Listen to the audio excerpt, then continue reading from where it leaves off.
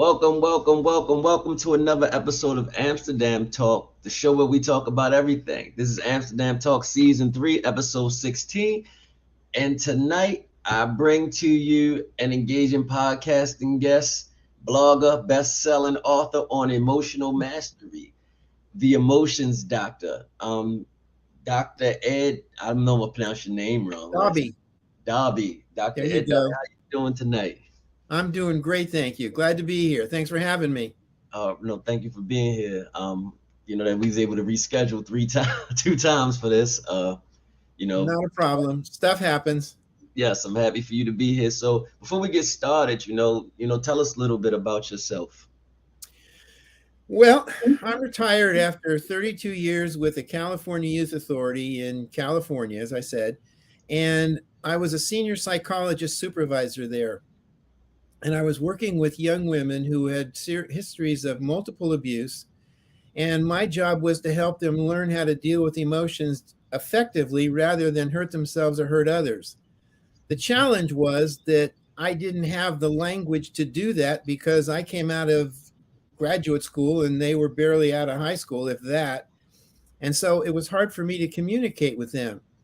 So I developed the emotions as tools model to help them understand what emotions were, how to use emotions or master them in order to deal more effectively with themselves and others.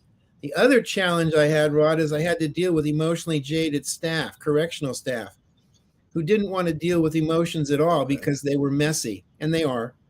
And so I had to help them understand what emotions are, not only their own, but of the clients for whom they were responsible. And the emotions as tools model did help them as well. After I retired, I decided that there was a whole lot of misinformation out there. And I wrote my two books, one on the emotions as tools. This was my first one, which explained the model. And then my second one was on dealing with anger, because that's a grossly misunderstood emotion. Now, the interesting thing here, Rod, is that when I was growing up, I didn't deal with emotions. I suppressed them and put them inside. I went into my head because in my family, they weren't dealt with. So it's amazing to me that here I am in retirement. I'm the emotions doctor when growing up, I was the emotions avoider. Okay. So that's a little bit. Now, how does that happen? How does that happen? Well, it happened because out of necessity. Here I am. I'm working in a position. I'm working on a unit where I'm the psychologist. I'm the expert, Right.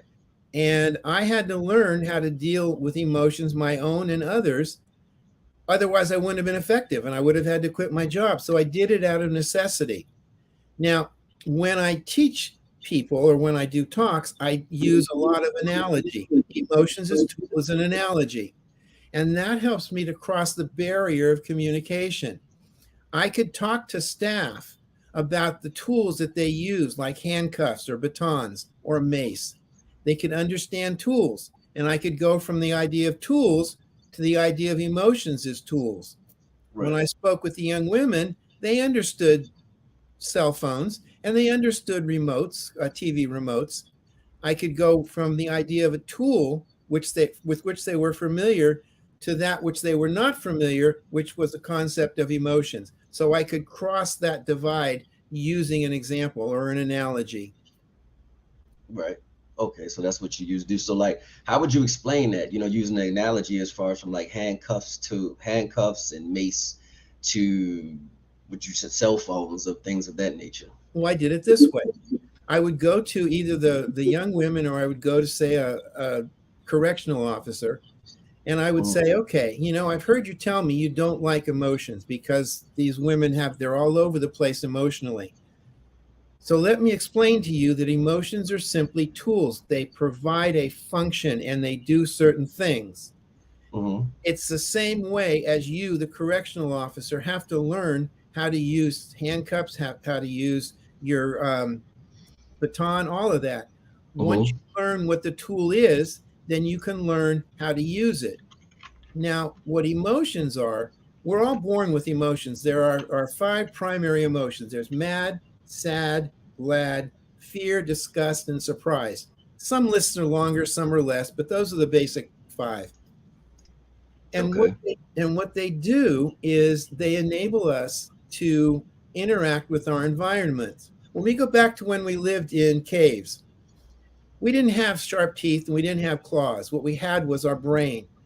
So Right. we developed emotions. So we are constantly, we do this today, by the way, as well, except it doesn't work as well as today as it did back then. So we're constantly scanning our environment for threat. Now, back Mhm. then, all threats were physical. The saber-tooth tiger wanted to eat us. The marauders from another camp wanted to kill us. So it was very clear. If we got angry or we got fearful, there was a good reason for it. Today, not so much, because today the threats that we perceive are psychological, not Right. physical. But it's the same emotions. So we have to learn how to deal with them. Now, what happens is when you perceive a threat, the amygdala in your brain goes into red alert. Threat, Hmm. threat. You got to deal with it. So it prepares you and your body to deal with the threat. The difference between us and our cave ancestors is we now have the thinking part of our brain, which is the cerebral cortex, which Okay. allows us now to assess the nature of the threat and then to choose how we want to respond. And that's where emotional mastery comes in. If we understand the emotional process, which is, perceive a threat, Hmm. take a step back physically, take a deep breath, which calms you down psychologically, assess the nature of the threat, and choose a response, that now gives us a tremendous advantage to gain control over our lives and our relationships. Because if I Okay. understand my own emotions, now when I'm dealing with you, if I Right. perceive anger in you, I understand what the anger is. I now can then interact with you to understand how you perceive me as a threat, which leads you to be angry at me. Do you see how that all fits together? Right. But what I was gonna say if you miss one of them steps that you can't recognize one of those steps that you just stated. That's a good question. It takes practice. Now, I don't know if you've ever, well, when you learn how to drive a car, did you just get in the car and just start driving? I didn't. And I went to driving. I went to driving school first. Well, of course. And then you had to practice. Right. You had to practice scanning your environment to see if there are other cars. If you learn how to drive on a stick shift, as I did, you have to learn how to coordinate the shift with the clutch and all that. When you understand the emotional process, Rod, you have to practice the steps and you Right. have to think it through ahead of time. What am I going to do the next time I get angry? Well, I'm going to take a deep breath and I'm going to take a step back from the situation. After that, if I'm still so pissed off I can't think straight, I'm going to take another deep breath. Right. And I'm going to do that until I'm clear enough so I can say, what's the threat? And then I can assess it and understand it and choose a response. It doesn't happen automatically. You got to work at it. Right. It's not easy, but it's doable. But even if you practice those things and once you recognize the threat, sometimes you don't get to process everything because that threat becomes more threatening and becomes red alert. Then Yeah, what happens? that's true. So are you telling me you're going to screw up before you get it right? Absolutely, you Right. are. It's flight or fight. It is. But here's where the whole process comes to the fore. If Hmm. you're in a situation where your anger is resulting in you doing things you later regret, get locked up for, lose a Hmm. job over, now you've got a motivation. Now the motivation is I better learn this stuff or I'm going to get messed over. So now I'm motivated to learn it and practice it. That's where the motivation comes in. Okay. So now okay, just for sake of what you did in California, when they came to your facility, it was your job to basically teach them this, basically to rehabilitate them to think before they Yeah. make their move. Yeah. They were locked up in my facility for things like killing their own children, burglary, breaking and entering, doing things. These were young women who were committed to my facility because they messed up big time. And the court said, we're gonna put you away for a while. This was a juvenile prison. A juvenile prison with young women killing their own children. Yeah. And I'll tell you, when I first started there, I had 5 of them on my caseload, and I was totally unprepared to deal with that. Never in graduate school had I had any classes that said, this is what you do when you have a client who killed their own kid. So I had to improvise. And the way I did that, Rod, was to help them understand that while what they did was monstrous and totally unacceptable, they themselves were not monsters. I never justified their actions, and I never let them off the hook for responsibility. But in every single case, there were situations in the environment which made it understandable that they did what they did. Right. It didn't justify it, but it made it understandable. So if then they could see themselves as a person who could grow and rehabilitate, now I had the opportunity to help them do that. They still had to do their time, and they still had to be responsible for the actions that they took, but they themselves were not monsters. It was a big hurdle to get over, and it took me many years, but I finally figured it out, and I was successful in many of the cases. Not all of them, but many of them. So I get what you're saying. So what weighs more, being the action being understood, or you being able to justify your reasoning why you did it? They're both important, but let me clear up one thing. I never Okay. justified what they did. Okay. Yeah, Just I know you said you didn't justify. I know no, you said that part. I explained it, and when I explained it, it made it understandable.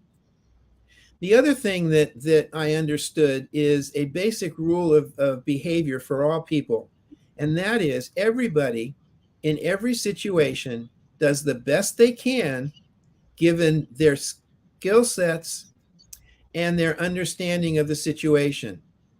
Now, that's an important, I call it a basic relationship rule, given their model of the world and their skill sets. Mhm. Because now, if I'm looking at you or I'm looking at me and you're doing something which makes no sense to me, I Right. got two places to look. Are you doing it because your model of the world doesn't fit what's actually going on? Or do you not have the skills to deal with what's happening? So, for example, you take a man who gets angry when his spouse or his girlfriend doesn't do what he thinks she should. Okay, if his model is that women should be subservient and do whatever I tell them to do, well, that's a faulty model. But let's say his model is I really want to interact with my girlfriend, but I don't know how to do it.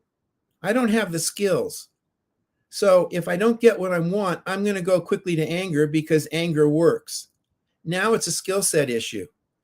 But if I know to look for the model or the skill sets, I know how to intervene with this person. And I know how to potentially help this person if they're open to it. So the basic rule is everybody, me, you, all of us, always do the best we can in just about every situation based on our model, how we understand what's going on, or our skill sets, the abilities we have to deal with what's happening. Okay. So you just use that model about that, but say you don't take that approach, but you're trying to get them to understand, but they just don't seem to get it. And you explained it multiple times and multiple times and multiple times. Now you're getting frustrated with yourself because it's like, I have to keep explaining this to you, and I'm telling you, and I'm telling you, and I'm telling you. Exactly. Then what I have to say is this. Look, do you when you well, let me give you an example. I had to deal with young women of color. Obviously, I'm not one. So Okay. my approach to that was, look, I can't tell you what it's like to be female or black. You know that. Right. What I can tell you is, look, if you want to function in my world when you get out, to the extent that you don't want to come back to prison, you're Mhm. going to have to understand some basic principles. I can't tell you what it's like to be you, but I can tell you what it's like to function in the world outside these gates. Right. So, if you're not understanding what I'm telling you, then I will help I will change the way I approach it. But you got to meet me halfway and attempt to understand what I'm saying, because if you don't, the consequences are going to be what you don't want. So you have a choice. You either work with me and learn how to function in the world you're going to go back to, or you're going to end up staying here or going to an adult prison. I then had to go what motivates them. Right. But like you just said, you're not a person of color, which I'm I not. am. And sometimes that's all we know is that world, and it's hard to break through. And and you're saying at this facility that you were at, you being an older gentleman with these younger women, Yep. is a generation gap. And it's not just African Americans, white, black, it's all teenagers. When you're older, they just don't think you were ever their age, that the things that wasn't the same. Everything is the same. I feel like the game is the game. Only thing that changes is the players. To a certain extent, that's true, Rod. But here's the thing: if I'm trying to help you function because what you're doing isn't working, Right. then I'm going to say to you, look, in order for me to help you, you need to help me understand you. Right. You need to help me see your world through your eyes. And Right. then once I understand your world through your eyes, not mine, but yours, understand it, not know it, because I can't know it, but I can understand it. Now I can take a look at what's not working for you, and I can help you adjust it. For example, I went into LinkedIn years and years ago. I went into a LinkedIn women's forum, and I said, look, I'm a man, but I want to understand what happens to you when you as a woman express anger. It could have been black, it could have been women, whatever it was, but this was women. I got 2,000 responses that said, when I as a woman express my anger, I get demeaned, I get called names, I get called a bitch, whatever it is, and I get put down. So then I said, okay, now that I understand that, let me give you some suggestions. If you're in a position where your boss is putting you down for expressing emotions, you're going to have to go about a more passive approach, because taking a direct approach won't work for you. So you're going to have to say, okay, what's the model of the person I'm dealing with? You could call it manipulation. That isn't the approach I was taking, but it's looking at the environment and approaching it from a different orientation in order to get your needs met. Now, if I'm working with you as a black man, I can't be you. But if you're in a situation where you're getting put down because you get angry, I now can help you understand what your anger is, that it's a perception of threat. I can help you look at and assess how you perceive threat.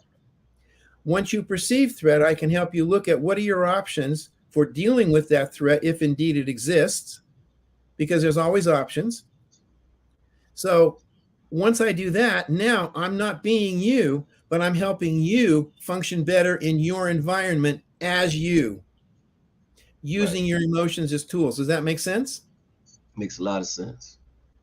Makes a lot of sense. So, as I stated, on June 1st, 2016, you wrote this piece, The Message of Anger is More Than Just a Perception of Threat. And can you explain how this works? Okay, the message of anger is the perception of threat, but anger also prepares you to go to war to deal with that threat. Right. And if you understand that, once you understand that you're ready to go to war and you're preparing for battle, you now need to take a step back and ask yourself, what is actually going on? Because your anger tells you that, again, you perceive threat and you're prepared to go to battle for it. Now, if in fact there is a war or there is a threat, then you need to deal with that. And you've got options of how you want to do that. But in most cases, there is no threat. It's a perceived threat. Somebody said something, somebody did something. Maybe they didn't mean it the way you took it. So instead of going to war, which, by the way, and here's where this mastering emotions comes in, you always have that option. When you take a step back, you're not giving up your option to go to war. You're saying, I'm going to keep that in my back pocket in case I need it, but let's see if that's what I need to do before I do it. Right. So you have, in the article, you have two components, basically, wrong versus intentional. That's exactly correct. Okay, so you have wrong, you judge what they have done as violating your values, and then intentional is you believe that they have chosen to do what they did. Yes. So in your emotions, how you decipher that right there, what's wrong and what's intentional. Okay, I'm going to ask them. If I'm in an opportunity, if I'm in a situation, if I'm being threatened physically, I'm not going to ask. I'm going to do what I have to do. If Mm-hmm. you're threatening my life, I'm not going to say, well, what's your intent here? I'm going to beat the crap out of you if I can. So I'm not Right. talking about that. I'm talking psychological issues here. Right. So let's say, for example, that I'm walking past you and I bump into you, and you look at me and you say, what the hell's the matter with you, man? Okay. Right. Now, I'm going to look at that and I'm going to say, wait, I may just say, well, wait a minute. So you're perceiving that I have physically assaulted you, Mm-hmm. which was not my intent. What I then can say is, hey, I'm sorry. I didn't mean to bump into you. And that may be the end of it. Mm-hmm. If we're in an interaction, I may say to you, I don't know what you thought I was doing. Help me understand. How do you see what it is that's going on here? Right. How do you perceive me? Now, I may change the words a little bit, but that's the basic approach. Because I want to understand what you're seeing in me, which is leading you to see me as a threat when I don't see myself as a threat. So there's a disconnect here. Okay. I'll give you another example. I had a guy who, one of my psychologists he knew how to mess with the system. And I Mm-hmm. basically caught him, but I couldn't enforce it because of the way the rules are set up in the state. Didn't have enough information. And I was new as a psychologist. So I called up to Sacramento and I said, hey, how do I deal with this? And they told me, really bad advice, but this is what they told me to do. What you do is you put out a memo that addresses everybody. And on the bottom, you say, failure to follow the rules could result in disciplinary action. Now, Rod, that's boilerplate that should go on every memo, but it's Mm-hmm. bull. So I put it in there. And one of my other psychologists comes to me and she says, Ed, she says, why are you accusing me of doing anything wrong? I've been working here. And she was pissed. She said, why are you accusing me of doing anything wrong? I've been working here for 20 years and I've never been written up. I said, Sophia, wait a minute. No, I'm not accusing you of anything. She perceived the boilerplate as a direct incrimination of her. It wasn't. Right. So once I understood what she was referring to, I said, well, what led you to believe that? She said, look, it's right in the memo. It's right here. Failure to follow rules will mean disciplinary action. Then I explained it to her, and then she was fine. It was a misperception. So would that fall under what you call a VEMA, validate, examine, motivate, and act? Yeah, it does. Because what was happening, I was validating her emotion, which was anger. I said, okay, so I understand you're angry. I was evaluating it. I validated. Then I was evaluating it, where it came from. Then I made a plan to deal with it, and I took action on that plan. Right. So if you're dealing with somebody who's expressing an emotion towards you that you don't understand, that doesn't fit with what's going on between you and them, you first validate their emotion. Why? The reason is because everybody's feeling is accurate in the moment based on their model. So I'm not going to tell them not to be angry. They've got every right to be angry. Right. It doesn't mean it's correct or valid or appropriate, but they have a right to it. Once I validate their anger, then they can take a deep breath and they can step back and say, okay, at least we're on the same page here. So I validate their anger.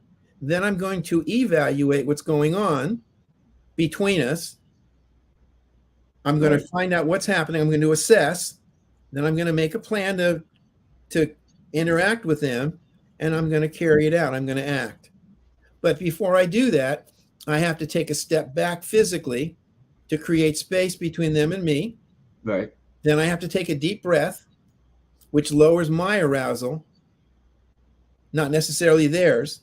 Right. But if you're pissed off at me and I take a step back from you, I'm now reducing your view of me as a threat because I'm physically more distant from you.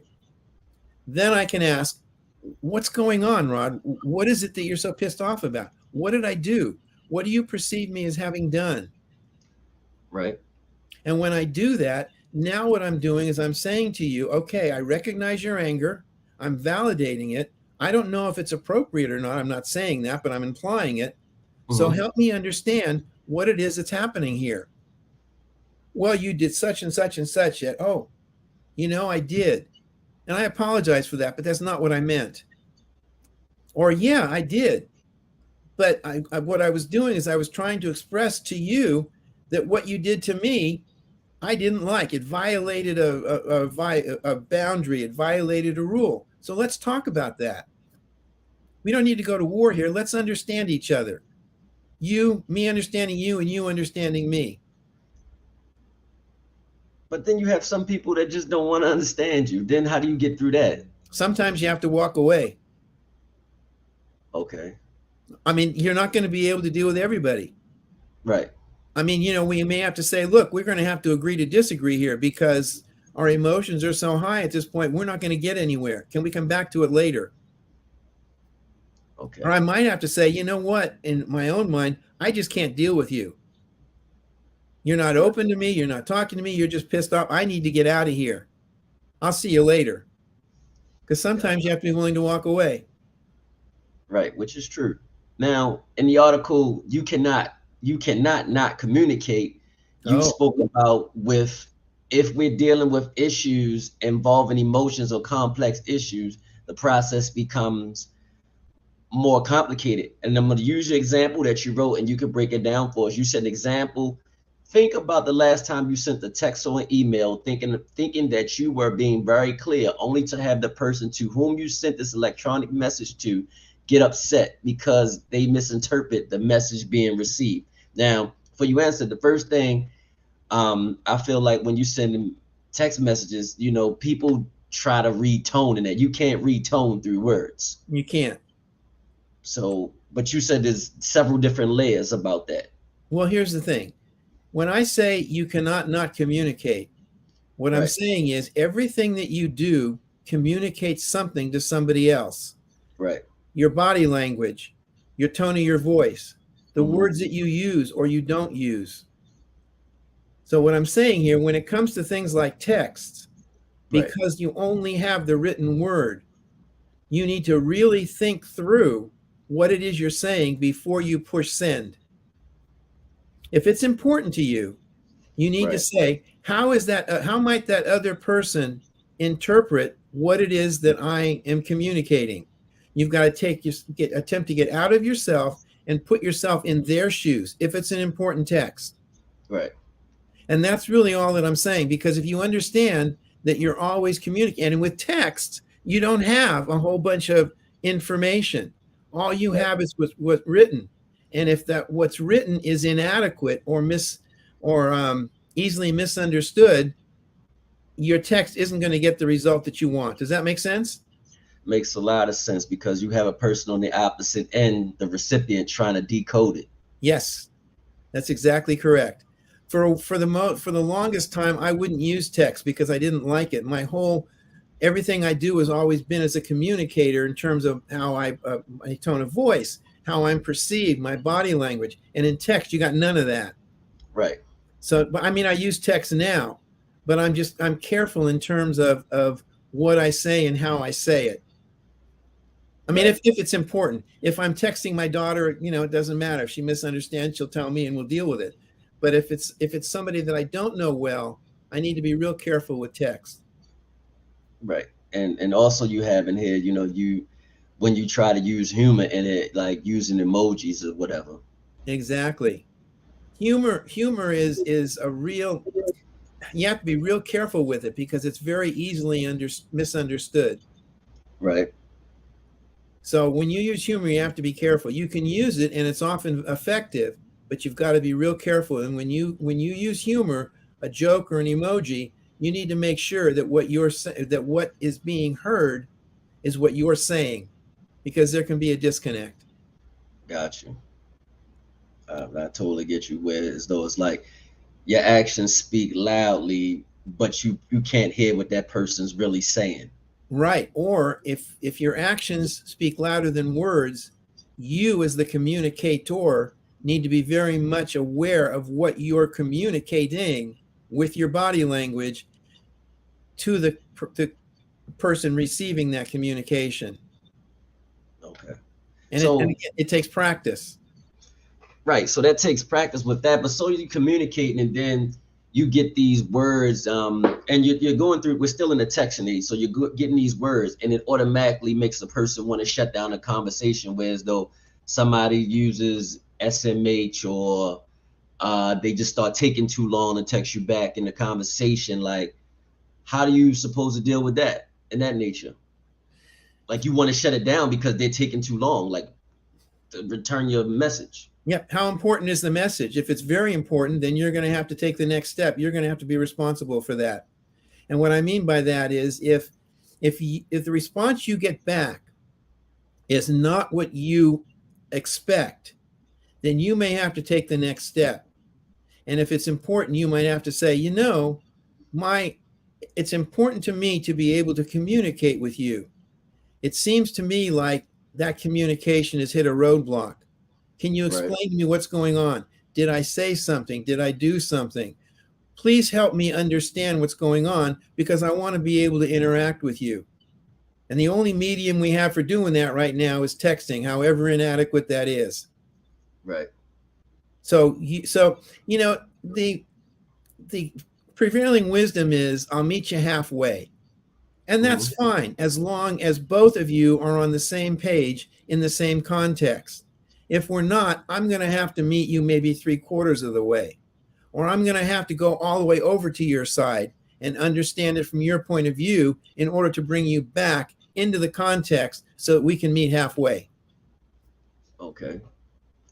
So I see a lot of people in the comments, and this is probably going to hit a lot now, because I'm at your article now, and it's like tips of parenting an angry child. And you said here, and I kind of disagree with you when you said you can respond by the issue by just giving in. And I feel like you shouldn't give in, because the world is cruel out there. Nobody's going to give in, just because you get upset. Wow. So as a parent, is looking at, like, if I give in, you're going to think everybody's supposed to give in because you got a little shitty little attitude or whatever. The world doesn't care about you out there. No, that's true. And I'm not suggesting giving in. I have 2 grandkids, and my son basically he's kind of like you. This is what the real world's like, and this is how it has to be. Now, he's not inflexible. He's flexible.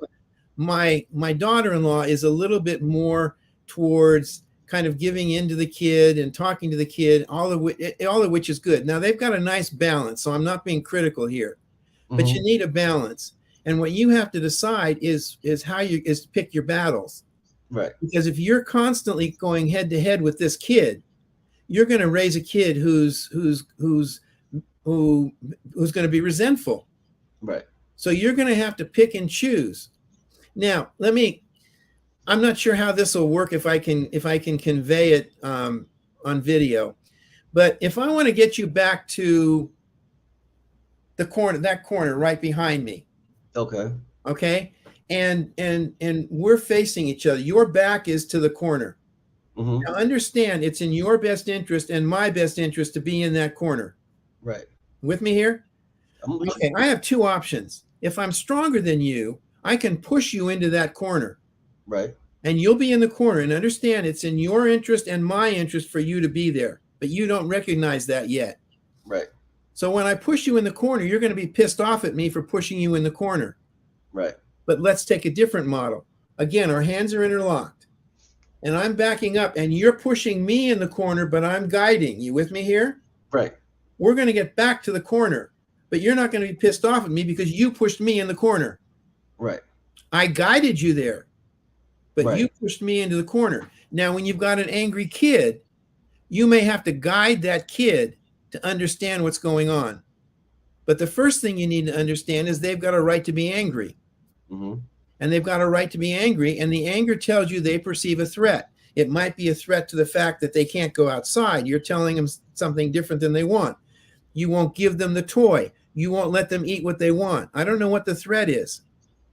But if they're old enough, you can find out what's going on. Now, my grandkids are 2 and 4. The 4-year-old's a very good communicator. The 2-year-old, not so much yet. So the 4-year-old might be able to tell us, I'm angry because. Right. Then you can explain to them. You're not giving in because you're not giving them the toy. Right. But you can explain to them. Now, you can't, I'm not giving you the toy. Or what is the reason I'm not giving you the toy? Well, because I hit my brother. Yes. When you do something that's wrong, there are consequences. Mm-hmm. Now, at other times, a kid might say, well, I don't want to eat that. And you might say, is this a battle I want to go to? Is this an issue I want to go to war over? And you might say, well, you know what? You don't have to eat that if you don't want to. Thanks for trying it. Okay. So you need to pick your battles. And again, sometimes you may have to, as a parent, basically say, the answer is no. Right. And push them in the corner, whether they like it or not.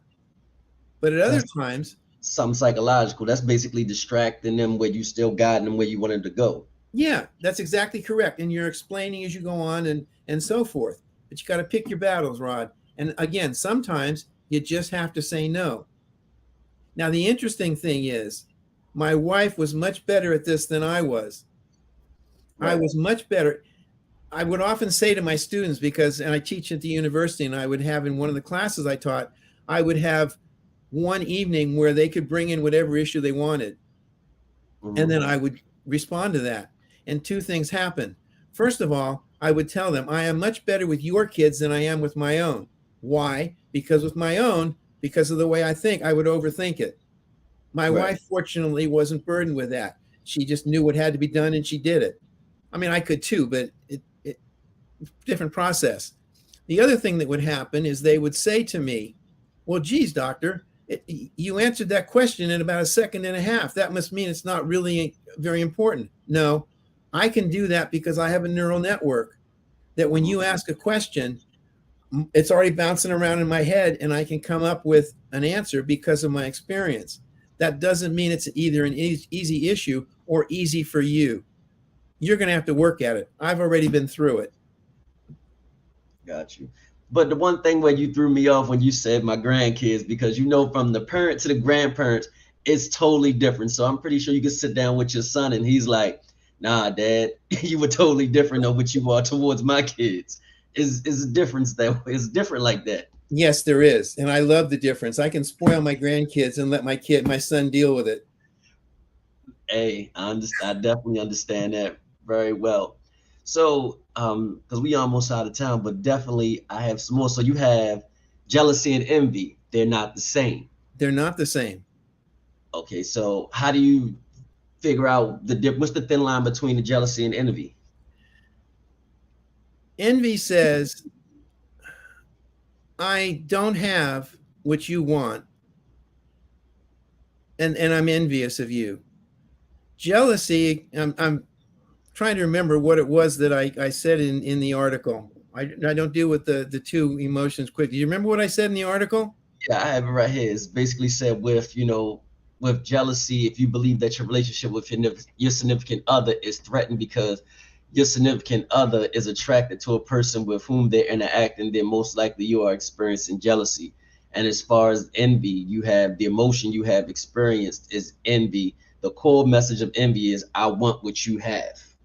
Okay. I want what you have. With envy, I want what you have. There's no threat there. Okay. Okay, because I envy you. You're rich, you're famous, whatever. I envy that. With jealousy, there's a threat to me. Mm-hmm. With jealousy, you're taking something that I believe is mine, which is the affection of my significant other. So now I perceive threat. Envy isn't going to lead to anger. Mm-hmm. I want what you have. Jealousy could lead to anger, and therefore the idea that I need to do something to prevent you from taking what is mine. Right. Okay. I understand that. So I got the thin line between that. But I know I'm going to spend the last segment on this, which you have in emotional self-defense. Emotional self-defense. Yes. Okay. That means that you need to be aware that somebody asked the question, what does envy lead to? Well, that's a good question, Tanisha. And if you're envious of something, you want what they have, then you have two choices. You can either steal it, which isn't going to work out, or you can say, what do I need to do? Well, actually, three. I ask myself, what do I need to do to get what they have? I can steal it. I can do something, change my own situation so I can acquire it, or I can decide, you know what? It really isn't that important for me to have what they have. It's like, I mean, it looks good, and as I look at it, but do I really need it? I mean, you take a look at the data, and it says that the people who win lotteries, within 2 or 3 years, they're broke because they don't know how to handle it, how to handle all that money. They've spent it. So you have what I want, and I'm envious of you, and it's important for me to have what you have in reality. Then I'm going to have to do whatever I have to work hard, whatever I need to do to get it. So that's the message of envy. I want what you have. And then you assess that. And then when you make your plan, what do I need to do to get it? Then you decide what's the best action to take. That's where Vima comes in. Got you. So a lot of this speculates and goes around Vima for most of these situations. Yes, that's just an easy way to understand the process. Okay. So I know we were talking about emotional defense, but I want to know if this is true, because you wrote, every year at Christmas I watch It's a Wonderful Life, and every year I cry when the community comes to Jimmy Stewart's rescue. It's true. It's true. And if you print it, I'll deny it. No, it's absolutely true. So, but you said, do I want to prevent this from happening? Like, you know, how do you prevent that from happening? Because you know the cause, but you're still willing to participate with that one scene every year. Every year. Now, it's not so bad now. I'm 74 years old, so it's not as much. But yeah, every year I do. And what I do with that is I understand that it's going to happen. And so my kids know it's going to happen. So if it happens, it happens. It's just part of expressing the emotions. I'm really happy for Jimmy Stewart. Okay. It's silly, I admit it, but yes, it's true. I do. No, it's fine. It's fine. It's fine what you just stated, you know, because you're saying with the emotional self-defense, for you, it's body temperature, you're speeding up, you're slowing down. Yes. And for them, it becomes a guess, because then they're trying to guess what emotion you're on, like what may happen. Are you going to become a threat or not? Yes. And here's the thing. Emotional self-defense says I'm entitled to have my emotions. And if I need to use those emotions in order to protect myself, in order to further my own needs, there's nothing wrong with that. That's emotional self-defense. I'm going to use those emotions. Another way is, if you think of martial arts, if I am really good at blocking all of your thrust, your hits, I never have to worry about you. You can try and hit me all you want, and I'm just going to block it to do what I need. Right. Okay. If I understand how to master emotions, I no longer have to be overly concerned about your emotions. I need to deal with them. I need to understand them, but I don't have to let them get to me or dictate what it is that I do, because I'm in control of my own life. Okay. And I can use my own emotions to interact with you. I can use my understanding of your emotions to improve my relationship with you. And so that's how I'm using emotions to protect me and keep me safe. It doesn't mean that I'm attacking you, because I may use your emotions to keep you safe as well. But that's a choice that I have. That's understandable as well. I mean, the quote, Susan David, which you put on your page, avoiding stress is impossible, but we can adjust our relationship to stress. It doesn't have to own us. We can own it. Right. But let me explain that in a little bit more detail. Let me give you a working definition of stress. Okay. Stress is where expectations, what we think should happen, do not match reality, which is what's happening. And that's where we get stressed. Another word for stress is anxiety, and I'll answer that in a minute. But if you understand what stress is and you're stressed out, you need to validate the idea that you're stressed. Then you need to evaluate what's going on. And then you need to assess, okay, what's happening here? Is my expectation for what should be going on out of whack? Right. Because it's clearly not in line with what is going on. Or am I correct in what I expect to be happening? And the reality is it's not. So I need to correct what's actually going on between you and me. Now, Right. let me explain anxiety real quick. Anxiety is a future-based emotion, the message of which there may be a threat, may in caps. When I get anxious, it's because I see a situation and I think there may be something happening down the road which is going to be harmful to me. I'm going into an interview. My students are going to take an exam. Now, if you understand that, then you have to assess the nature of the perceived threat. Right. If the threat is real, then you use your anxiety as what's called eustress, EUSTRESS. That's when you say, you know what, I'm really nervous about this upcoming interview. I'm going to prepare for it. What happens in most cases is people experiencing anxiety as distress, and then they can't take action at all. They get so discombobulated, they can't do anything. And that's where anxiety becomes maladaptive. But if you understand that anxiety is warning you of a possible future threat, you now have the ability to take action to nullify and minimize that threat. That's where you use your anxiety adaptively or strategically as eustress. Understandable. Totally understandable. But okay, how do you master your emotions when I know everything, what may be important to me may not be important to you, but if I tell you and I feel like it's important to me, but you don't respond the way I want you to respond, how do you master yourself to keep yourself under control? Because something that's important to you may not be important to me. Okay. But if my relationship with you is important to me, right, I'm going to make an attempt to understand what's going on in you through the lens of how you perceive what's happening. I need to get in your shoes as much as possible in order to perceive the relationship. And again, I'm going to go back to my basic relationship rule. How you're interacting with me is due to either your model of how you perceive what's happening between us or your skill sets. Do you not, clearly you're angry with me. Do you not know how to tell me you're angry with me because I haven't done such and such? So I'm going to say, what's going on, Rod? You're obviously pissed off at me. I don't understand what's happening. I see the anger. You have a right to be angry, but help me understand what's going on so that we can work it out so that our relationship can proceed forward, can move forward.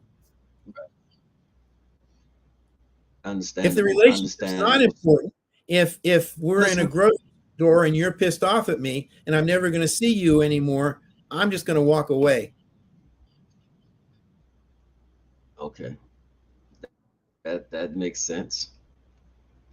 If you it's best to walk away, especially if you're not going to see a person anymore. Yeah, exactly. Or again, I may say to you, we're just going to have to agree to disagree here, Rod, and we're going to have to come back to that because right now tensions are too high, and I don't want to say something that's going to destroy our relationship. So we're going to have to come back to it later, and that's always a possibility.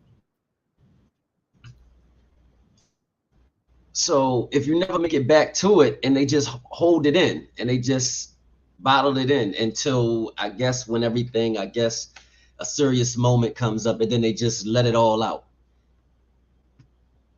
How's that effective? How's that effective? Well, that's going to mess things up big time. Now, depending on our relationship, what I may do in that situation is, once you've calmed down, I may say, hey, Rod, can I give you some feedback about what I see going on without you biting my head off? I don't mean it judgmentally.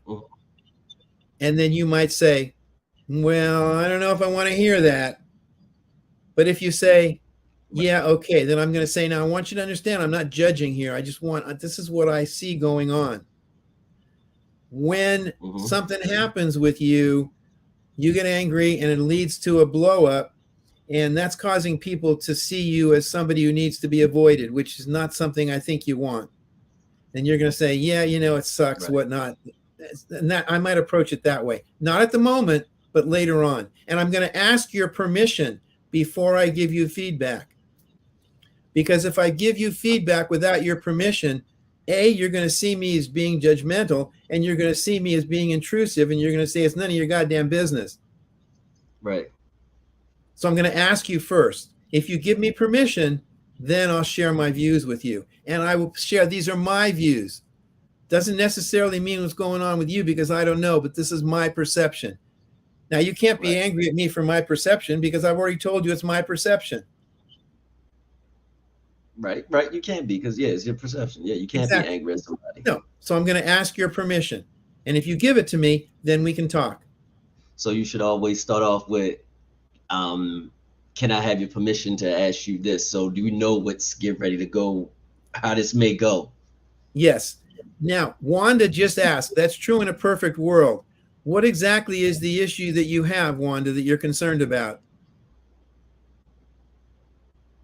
Hey, go ahead and you can talk to the audience. I'm sorry, should I not do that? No, go ahead. You can talk to the audience. Say, Wanda, what's the issue you're having? She didn't say anything yet. She didn't say anything. Okay. But, thank you, Dr. Ed, for coming on. Thank you for being with me. From, first time we met and we couldn't make that one till last week, the shrimp situation that I had with the bad food. So thank you definitely for coming through. Oh, somebody said she's quick to curse somebody out. That's her issue. Yeah. And you may or may not be able to deal with that because the person about whom you're speaking may not want to change. And what's going to happen with her is she's going to become isolated and people are going to avoid her. And she may have to suffer the consequences before she realizes that the way she's doing things isn't working and she's going to have to change. Or she's going to find herself out of a job or out of a relationship or whatever it happens to be. Mm. So if this is a person about whom you care or that you care a lot about, you may have to wait again till she's calmed down and you can say to her, can I share some thoughts with you? She may say no. I've heard who said that. Oh, who said? Well, I don't know what's going on there. So this is the part of the show right here, Dr. Ed, where we talk about horrible dates, and I retell a story about a horrible date that happened. Nothing is like nobody dies, anything like this. It's just basically craziness that happened on the date, and we just break it down after that. And since you have about emotions, you could tell us how this young lady should have actually handled this situation. So this is my episode of I Be Damned this week. So she stated, "Dear Rod, so I went to dinner with this guy and it was time to bring the night to a close. But before we had to go to work the next day, the dinner went very well for the most part, and we seemed to get along fine. As he was driving me home, I informed him that he made a wrong turn and was going in the opposite direction. Instead of turning around as I thought he would, he said, 'Nah, you don't live here.' Excuse me, but I think I know where I live. At this point, I'm thinking dude is about to bash my head in or rape me. So I pull out a couple of strands of my hair and drop them on the floor so it can be traced back to forensic, of course. Hashtag CSI. LOL. Oh, anyway, my fear quickly turned into anger because I realized that he truly didn't know where the hell he was going. Before I could even finish a sentence to explain to him where to go, he kept cutting me off saying, 'Nah, that's not the way to your house. I know where I'm going.' So I shut up and let him continue to drive. Would you believe that this idiot, he drove up and down every wrong street in my neighborhood? Unfortunately, the ordeal lasted for 20 minutes before he gave in and asked for directions to my house. I thought you knew where you were going, jackass. We finally made it to my home, and I was too pissed to utter anything remotely pleasant to the guy. So with a scowl, I said goodbye and was finally put out his misery. Hallelujah. Hallelujah. Thank God. Moral of the story, everyone hates a backseat driver. However, when a person tells you that you are going the wrong way to their house, put your pride aside and just listen. Yours truly, Rod. I know exactly where the hell I live. so, so was that good anger that she held in? I mean, because he didn't want to really listen to her, and she just let him kept doing what he was doing. Wow. God, I could approach that on so many different levels. First of all, this is a man this is a man who basically his model of the world is, I know what I'm doing. Don't correct me. If you're a woman or a man, whatever, keep it to yourself. Don't correct me. Don't point out to me that I messed up or that I am messing up. He is not somebody who can take criticism. Right. If that's the case, and if that can't change, there's no relationship there. It sounds like she was correct in the fact that he was off base, didn't know where he was going, and had to wait it out. When she found out that this is what was going on, there probably was very little that she could have said. Right. Had she tried to come back and say, well, where are you going? He would have perceived it as criticism. Had she come back and said, it seems to me that we're not in the right, whatever she said, he would have perceived it as criticism. Mm-hmm. So what she did in that situation was just to not do anything until she finally got home, or until he finally had to say to her, I haven't a clue, where are we? Now, for her to get angry at him is understandable, but does it make sense in the situation? Probably not, and here's why. The issue was with him. Mm-hmm. It really had nothing to do with her. Right. All right. The only threat to her, although it sounds like she was concerned that he was going to rape her or kill her, I'm not quite sure why she got in the car with him in the first place, but she did. So once that was eliminated as a possibility, the only threat to her is it was going to take her longer to get home. Right. So in that particular case, her getting angry is only going to inflame him. Let me explain something about when you're dealing with somebody who is yelling at you. What tends to happen is this. They yell at you, you yell back. They yell louder so they can be heard. You yell louder, and so forth. The way to deal with somebody who is yelling at you is to whisper. So they yell at you and you say back to them, what? When you whisper, they have to calm down because they want to hear what you have to have said in order to rebut it. Right. So when she said that to him, it just escalated him. So the best thing for her to have done would have been to say, this is a waste of my time. It's bad situation. I'll wait until he finds out he's really lost, and then I'll tell him how to get where he needs to go. And then that should be the end of that, because he can't take any criticism. It wouldn't matter if she went up to him and probably said something, the rolls were cold or weren't warm enough at the dinner. He probably would have got pissed off at that. I'm guessing, but I don't know, because he can't take criticism. At least that's the way it appears based on this, the way you described it. Does that make sense? Makes a lot of sense. Makes a lot of sense, but I'm not an angry person. I'm actually a calm person, but they arguing in the chat. But thank you for coming, Dr. Ed. Where can they reach you at if somebody wanted to talk to you about, they having issues? Where can they reach you at? Well, my email is theemotionsdoctor@gmail.com. Okay. Okay. TheEmotionsDoctor@gmail.com.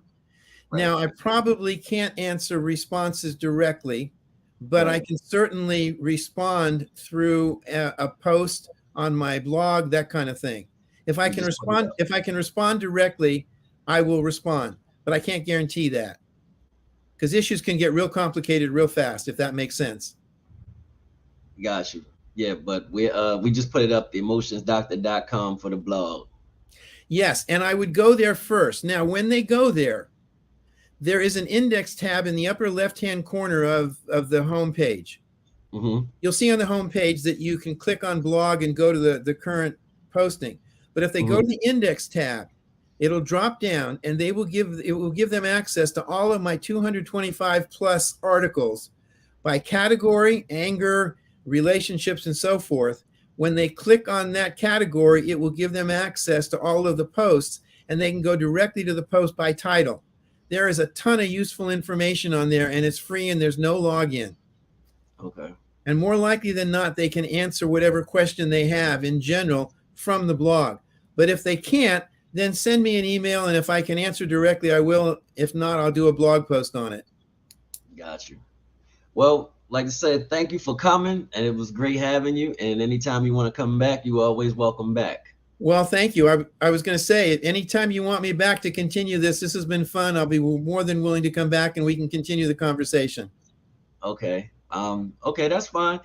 Okay, listeners, next week, there is no show next week. I got to take a personal day for myself next week. So we'll be back April 5th with Coach Hathor talking about finding love in the spiritual dating coach. We're going back into spirituality in 2 weeks. So I'll see you April 5th at 8 p.m. Same time, same channel. But thank you again for coming, Dr. Ed. Thanks, Rod, for having me. It's been enjoyable. Remember that, emotionsdoctor.com if you need to speak to him. All right. Good night, y'all.